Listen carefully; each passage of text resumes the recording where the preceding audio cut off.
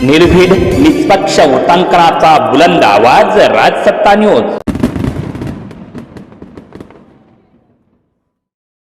महामानव डॉक्टर बाबासाहेब आंबेडकरांच्या जयंतीच्या निमित्तानं संगमनेरमध्ये अनेक विविध सामाजिक संघटना, विविध राजकीय पक्षांची लोक ही बाबासाहेब आंबेडकरांचा पुतळा हे सगळ्यांचं तीर्थक्षेत्र म्हणून सातत्यानं तिथे दरवर्षी हार घालायला येत असतात।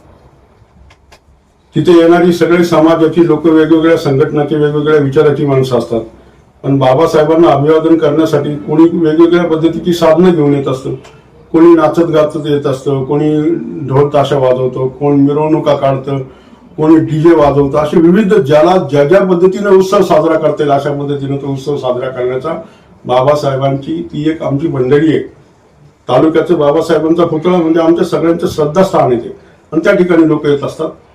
परंतु त्या 14 एप्रिलच्या कार्यक्रमामध्ये सकाळी 9 वाजता संगमनेरचे विद्यमान आमदार अमोलजी खताळ स्वतः त्या कार्यक्रमाला आले। आम्ही सगळेजण कार्यकर्ते बाबासाहेबांना अभिवादन करण्यासाठी गेलो। परंतु शेजारी एक छोटासा कार्यक्रम चालू होता। तो कार्यक्रम चालू कुणाचा होता हे काही मला या ठिकाणी माहित नाही, पण त्या कार्यक्रमामध्ये व्यत्यय आला असा पद्धतीचा आरोप माजी आमदार आणि त्यांच्या काही मंडळींनी या ठिकाणी केला। बाबासाहेबांच्या महामानवांच्या जयंत्या साजऱ्या करत असताना अमोल भाऊच्या माध्यमातून संगमनेर तालुक्यामध्ये गेले 1.5 वर्षापासून आम्ही बघतोय, फक्त बाबासाहेब आंबेडकर नव्हे तर छत्रपती शिवाजी महाराजांची ना भूतो ना भविष्याची संगमनेरमध्ये जयंती अमोल भाऊ साजरी करतात। अहिल्याबाई होळकरांचे करतात, अण्णाभाऊ साठेंचे करतात, लहुजी वस्तादांचे करतात। अनेक महापुरुषांच्या जयंत्या या संगमनेरमध्ये गेले 1.5 वर्षापासून साजऱ्या होतात। या जयंत्या साजऱ्या करण्यामागे कुठलाही राजकीय आणि बाकीचा हेतू नाहीये। एक समाजाची बांधिलकी म्हणून या संगमनेरचे विद्यमान आमदार सगळ्या बहुजन समाजातल्या विविध समाज घटकांना बरोबर घेऊन जयंती साजरी करतात। सगळेजण बाबासाहेबांना अभिवादन करण्यासाठी आले। ते वेगवेगळ्या मार्काचे वेगवेगळी साधन सामुग्री घेऊन तिथे नाचत गाजत येतात। बरं, एवढंच जर मला या ठिकाणी आपल्याला विचारायचं, आपल्या माध्यमातून त्यांना विचारायचं, बाबासाहेबांबद्दल जर तुम्हाला एवढं प्रेम होतं तर गेल्या अनेक वर्षापासून आंबेडकरी समाजाचे आणि बहुजन समाजाचे लोक त्या पुतळ्याच्या जागेच्या मागची जागा बाबासाहेबांच्या आंबेडकर भवनासाठी द्या अशा पद्धतीची सातत्यानं मागणी करत असताना 40 वर्ष या तालुक्याचे विद्यमान माजी आमदार यांनी त्या भूमिकेकडे आणि त्या समाजाच्या मागणीकडे दुर्लक्ष का केलं असा माझा त्यांना सवाल आहे।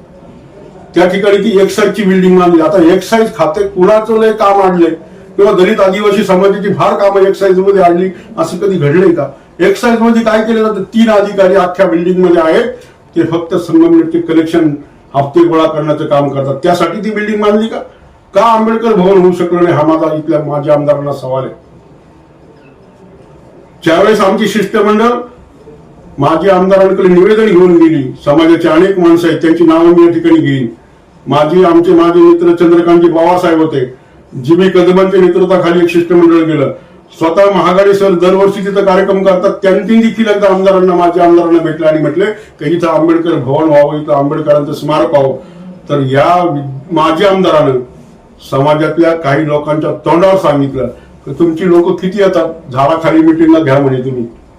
या भावना आम्हाला आजही त्याचं दुःख होत आहे की ज्याच्या बरोबर आम्ही 40 वर्ष राहिले त्या माणसाने आमचा असा अपमान केला। आणि म्हणून माझं त्या माजी आमदाराला आव्हान आहे की तुम्हाला बाबासाहेबांच्या बद्दल, महापुरुषांबद्दल जर फार प्रेम आहे तर तुम्ही आजही संगमनेरचे सगळ्या महापुरुषांचे पुतळे अतिक्रमणात का बसवले याचं उत्तर द्या। तुमच्या नेत्या स्वर्गीय इंदिरा गांधींच्या पुतळ्याला 2 एकर जागा दिली, स्वतःच्या भीताश्रींचं स्मारक कारखान्यावरती 2-4 एकर जागेत उभारलं आणि आमच्या महापुरुषांचे स्मारक अतिक्रमणाच्या जागेत। तुम्ही तर 25 वर्ष मंत्री होता तर 40 वर्ष आमदार होता, काय केलं तुम्ही समाजासाठी याचं उत्तर द्या आणि मग दुसऱ्यावर टीका करा।